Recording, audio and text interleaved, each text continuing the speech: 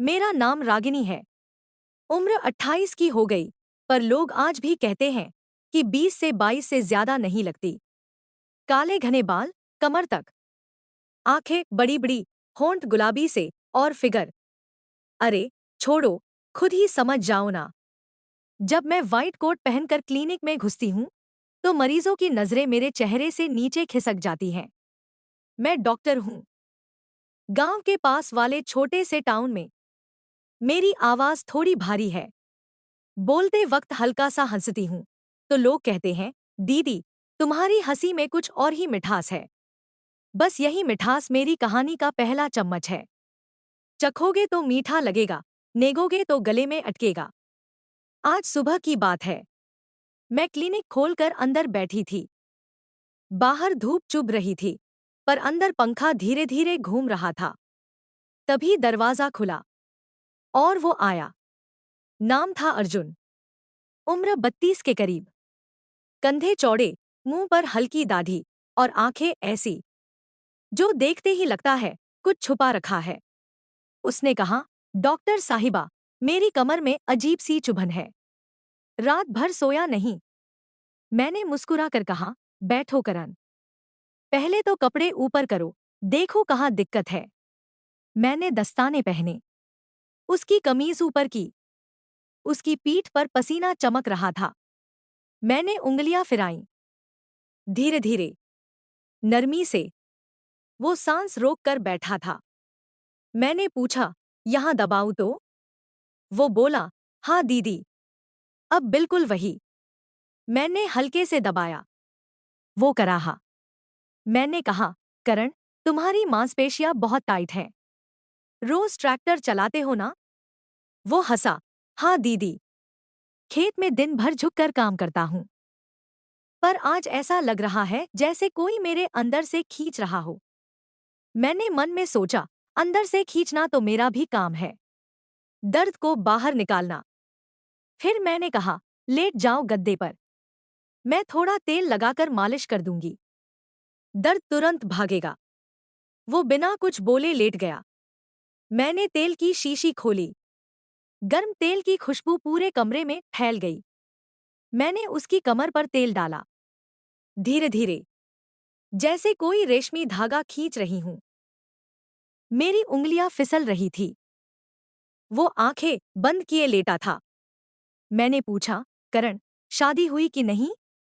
वो बोला, नहीं दीदी, माँ ढूंढ रही है। मैंने हंसकर कहा, अच्छा, तो अभी तक कोई तुम्हें पकड़ नहीं पाई? वो शर्माया, पकड़ने वाली तो आप जैसी चाहिए। मैंने हंसी रोकी, पर दिल में हल्की सी गुदगुदी हुई। मालिश करते करते मैंने उसकी कमर के नीचे हाथ ले जाकर दबाया। वो चौंका, दीदी। वो थोड़ा नीचे। मैंने कहा, अरे, दर्द तो यहीं तक फैला है, डरो मत। मेरी उंगलियां उसकी जांघ के किनारे तक पहुंच गईं। वो सांसें तेज चलाने लगा।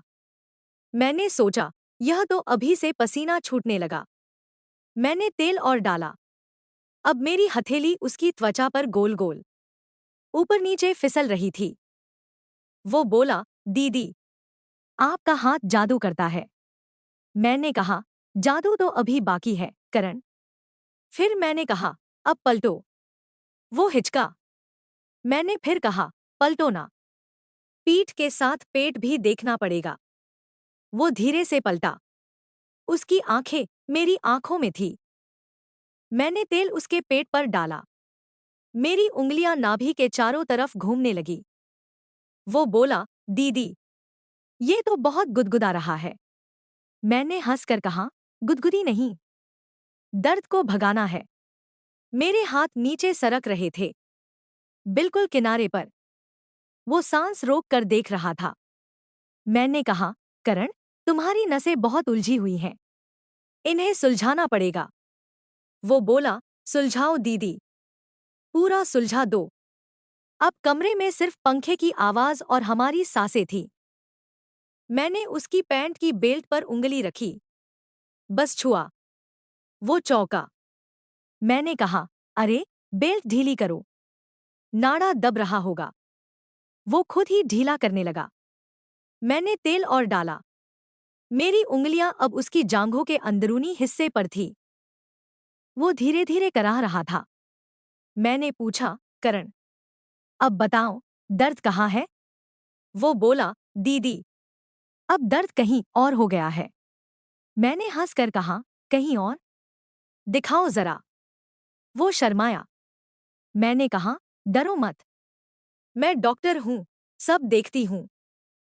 उसने धीरे से अपनी पैंट थोड़ा नीचे की। मैंने देखा, उसके अंडरवियर पर तेल का धब्बा। मैंने हंसकर कहा, अरे, तेल यहां तक पहुंच गया। वो बोला, दीदी, आपका हाथ। मैंने कहा, हाथ तो अभी रुका नहीं है। मैंने उंगलियां फिराईं। बिल्कुल किनारे पर, अंदर नहीं गई। वो सांसें तेज चलाने लगा। मैंने कहा, अर्जुन, तुम्हारी नसें बहुत गर्म हैं, इन्हें ठंडा करना पड़ेगा। फिर मैंने फ्रिज से आइस पैक निकाला, ठंडा पैक उसकी जांघ पर रखा। वो सिहर गया। मैंने कहा, अब गर्मी और ठंडक दोनों लगाऊंगी। मैंने एक हाथ से आइस पैक दबाया, दूसरे हाथ से गर्म तेल।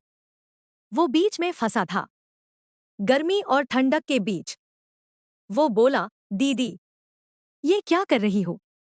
मैंने मुस्कुरा कर कहा, बस तुम्हारा दर्द ढूंढ रही हूं, करण, और जैसे ही मिलेगा मैं उसे अपने अंदर ले लूंगी।